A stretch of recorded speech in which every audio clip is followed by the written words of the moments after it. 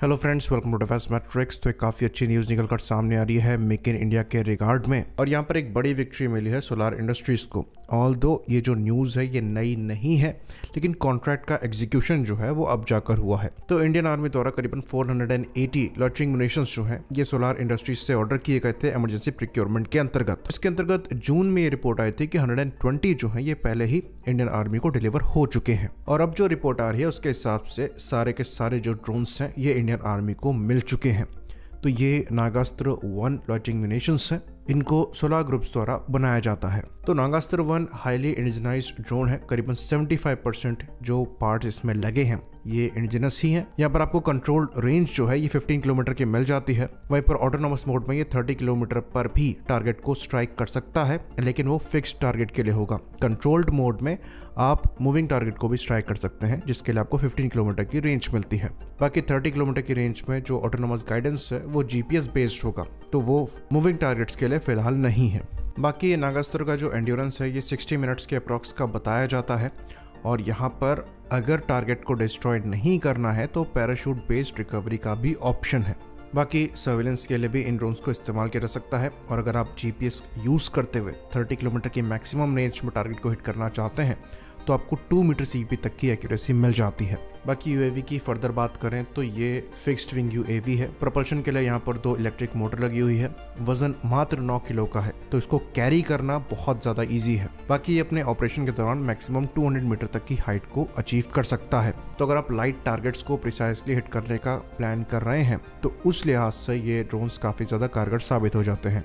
और ऐसे launching munitions कितने ज़्यादा कारगर हैं ये देखने के लिए हमें बहुत ज़्यादा फ्यूचर में जाने की ज़रूरत नहीं है। प्रेजेंट में ही इनका इस्तेमाल हो रहा है। रशिया और यूक्रेन की वॉर में हम देख सकते हैं कि ये ड्रोन्स बड़े एक्सपेंसिव वेपन से भी ज़्यादा घातक और यूज़फुल साबित हो रहे हैं। तो ये बात हम आपको बता दें कि ये पहले कामिकाज़े ड्रोन या फिर लॉन्चिंग म्यूनिशंस नहीं है जो कि इंडियन आर्म फोर्सेस द्वारा इस्तेमाल किए जा रहे हैं।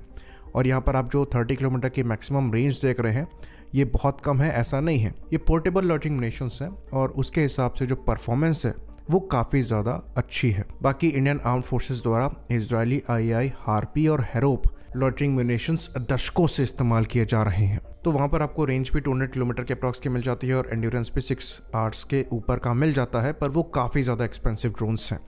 इनको नागोर्नो कराबाख के कॉन्फ्लिक्ट में भी इस्तेमाल किया गया था, तो उनकी इफेक्टिवनेस प्रूवन है।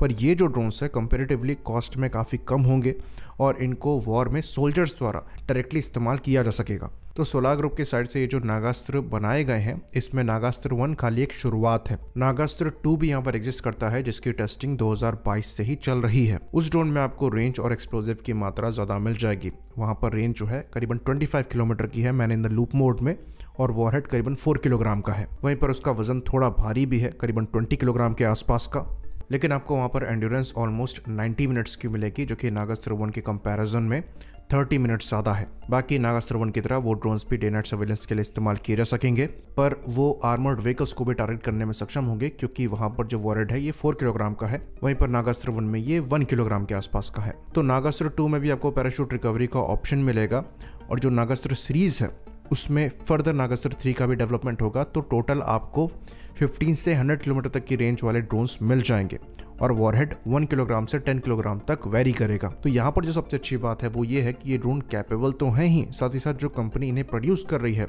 उसकी प्रोडक्शन कैपेसिटी भी प्रूवन है। तो समय पर ये ड्रोन्स जो हैं इंडियन आर्मी को मिले हैं, और सोलार ग्रुप का अगर आप ट्रैक रिकॉर्ड देखेंगे तो पिनाका की डिलीवरी को लेकर भी आपको एफिशिएंसी दिखाई देगी। और ये जो एफिशिएंसी है ये खाली प्रोडक्शन को लेकर नहीं है, क्वालिटी कंट्रोल को लेकर भी है। तो सोलार ग्रुप की साइड से काफ़ी इनोवेशन दिखाई जा रही है, और जो नागास्त्र है ये उनमें से एक ही है। यहाँ पर वेपनाइज्ड हेक्साकॉप्टर रुद्रास्त्र भी एग्जिस्ट करता है। वहीं पर स्वार्म ड्रोन्स के अगेंस्ट भी सोलार ग्रुप द्वारा ऑप्शंस लेकर आए जा रहे हैं, जिसे भार्गवास्त्र भी कहा जाता है। तो इस कंपनी का फ्यूचर काफ़ी ज़्यादा ब्राइट नज़र आ रहा है, और आर्म्ड फोर्सेस द्वारा भी इन पर भरोसा दिखाया जा रहा है, जो कि काफ़ी ज़्यादा पॉजिटिव साइन है। बाकी यहाँ पर जो सबसे अच्छी बात है वो ये है कि ये सारे प्रोडक्ट्स मोस्टली इंडिजनाइज्ड हैं, और रियल वॉर में इनके यूसेज को देखते हुए ये चीज़ बहुत ज़्यादा क्रूशल हो जाती है, क्योंकि आपको इनका प्रोडक्शन बढ़ाना पड़ सकता है, और सोलार ग्रुप ये कैपेबिलिटी पजेस करता है।